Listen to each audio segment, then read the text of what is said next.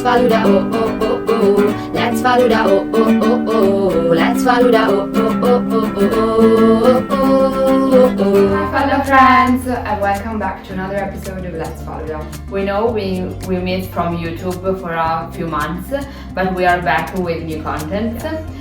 Today we are going to talk about something which is not publicly talked about in Sri Lanka, but also here in Italy. But we think that when a girl gets her first period, it's a very important moment. For all of you that don't know this, in Sri Lanka we have an actual puberty ritual. This puberty ritual is very rich in let's say steps and beliefs that comes with it. Well, I'm sure that in many other parts of the world there are similar traditions, but the Sri Lankan one is very specific and elaborate. So we really want to go through the steps with you. Where at the time when it happened to us, we did not know why we were doing certain things, so we had many questions to answer. In addition, this topic, as many things, is not just about girls, as also boys, in our opinion, also boys need to know about this topic for their mothers, their sisters and their future daughters. So when it happened to us for the first time, actually we felt like this tradition was a little bit overwhelming. We felt like we were that this ritual happened to us and we did not have the time to ask any questions. We want to highlight that this ritual in general is not about is not a religious one, but a cultural one. Of course, there are some hints about religion into it. So when a girl gets her period for the first time, what usually happens in a Sri Lankan household is that she would call her mom or her older sister and tell her what happened. And after this step, generally the mothers would be very excited and nervous, and they will call the family astrologer. And the family astrologer is given all the details on how and when the girl got her period. And according to this information, the astrologer will tell all the timings and the right moment to go through the next step of the ritual. Yeah. It is very common in Sri Lanka that families go to ask for astrologer the right moment to do something like marrying and etc. When the girl gets her first period, after that moment the girl has to be away from all the men of the family, but in general all the men, so not just her father and her brothers. So the girl has to be secluded in a room away from the other rooms of the house. In that way she can't see anyone except for the women of the family. The reason for this is that if you see any males in general, like boys, it doesn't matter the age, if you see any boys, this could influence your womanly life in a very bad manner. They say you could even become a woman with loose morals, and that in general, when you are in this specific moment of your life, you are very vulnerable to demons, and these demons are attracted to women with period, because according to the Vedas tradition, Vedas, by the way, are the indigenous population of Sri Lanka, and so according to their tradition, demons go after the blood. So it's perfectly clear why girls should be away from males. Yes, like something like vampires and humans. Yes. And this step is, as we studied online and some books we consulted for this video, is just in Sri Lanka. The seclusion step, and we didn't find this step in other cultures like in Africa, in other Asian countries, or also in Italy. Yes, and also one thing we forgot to mention is that your seclusion, like the time and the period that you have to stay in the room, is specifically determined by the astrologer. So it can be days, it can be hours. So it's very, they give you a precise timing of how many days you have to be in the room. Yes, for us the situation was a little bit different as we got our period here in Italy. So we didn't have the astrologer right away here in Italy. So our mother somehow managed to do this ritual in a different manner. When you are in your room in the seclusion period, you have to follow a very strict diet. Essentially, you have to eat very bland food. Spicy, fried food is not allowed. Meat is not allowed as well. Basically, this sort of strict diet is to be followed because apparently your body is undergoing. So in the period of seclusion, you also have to follow a very strict diet. Essentially, you have to eat very bland food, spicy food, fried food, or even meat is not allowed. So basically, you eat rice with vegetables. And also, we were really curious about why you were not allowed to eat, your normal diet, your normal food. And we discovered that it is because apparently your body is undergoing very intense changes, so you should not overload it. So that is the reason why. Yes, I remember that during that period of seclusion, we didn't have the chance to eat chips, hamburgers, and all the junk food we were used to. So you can imagine how traumatic it was for us when we were in our seclusion period.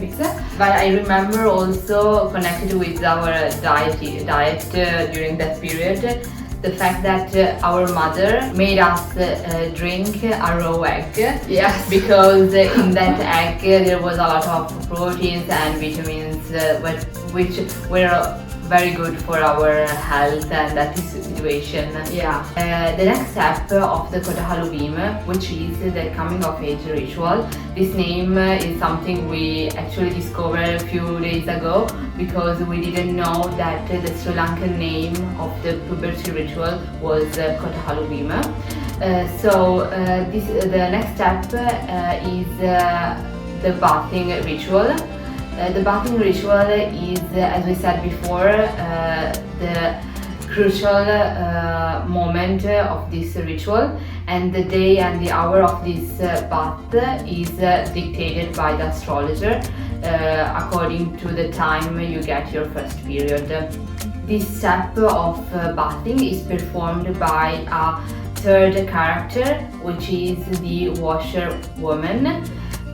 Also known as Redinenda in Sinhala. When the time comes, the washerwoman takes out the girl from her room, covered by a white cloth, so that she can't see the man of the family, but also she can't be seen. And she is taken in a room or in a bathroom where the bath is performed. During this bath, the washerwoman uses a clay pot, a kale in Sinhala, and she uses this kale to bath the girl for 7 times. During this stage, the girl has to be placed in a certain way according to the astrologer indications. This is the ritual if you were living in Sri Lanka, but that was not the case for us. In our case, there was no Redinenda, there was no washerwoman to perform the bathing ritual. There was our mom, and she was the washerwoman, and as well as our mom. Yes. So she did it in the best she could. I know that she prepared for this event in advance. Yes, I remember that she brought from Sri Lanka all the clay pot and all the stuff needed for this ritual. And after this step of the bath, the clay pot which was used for the bathing has to be broken. Yes. After the bath, the girl has to give away, according to the tradition, all the clothes and the jewelry that she was wearing at the time, and all this stuff was given to the redinenda. And the girl has to wear new clothes and new jewelry. Also, we were curious about why this bath was performed, and again, apparently, this bath is needed to purify your soul, your body after you are polluted. So basically it's a sort of a second purification. So you were once a pure girl, then you are polluted, and then this bath makes you pure once again. So it's a very, I think it's a very, how can I say, abstract thing to understand, but I think we hope that you got the idea of the process. And finally, we are to the last step of this complex ritual, which is the party.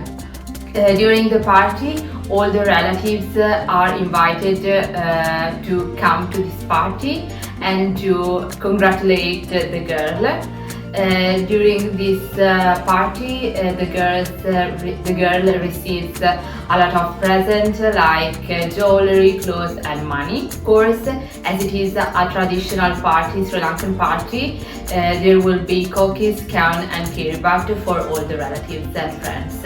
Of course, all these steps that we talked about in this video are performed in different ways and time from family to family. In fact, also our family, so our mother, had performed the different steps in unusual way, very different from the Sri Lankan one.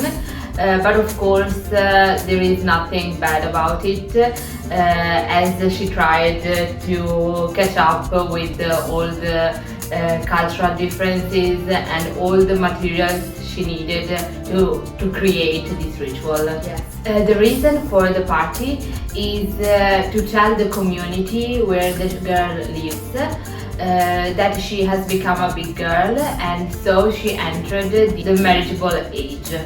Also, the most typical thing that you are told during the party is that you are a big girl, that you become a big girl, and actually it is not simply a description, like you are a big girl. It's not a description, but it's actually a prescription. Basically, when people are saying this to you, they are meaning you are a big girl now, so you should behave as a woman, you should behave properly, you should behave in a modest manner. So that is also something that really stuck with us, but I think also with all the girls that went through this stuff. I think the purpose for this video is really to hopefully prepare future girls, girls who maybe are living abroad or in Western countries specifically, to kind of anticipate or get an idea of what they will have to go through at some point in their life, or what happened to them in the past, if they have been through it already. Even if a girl of, I don't know,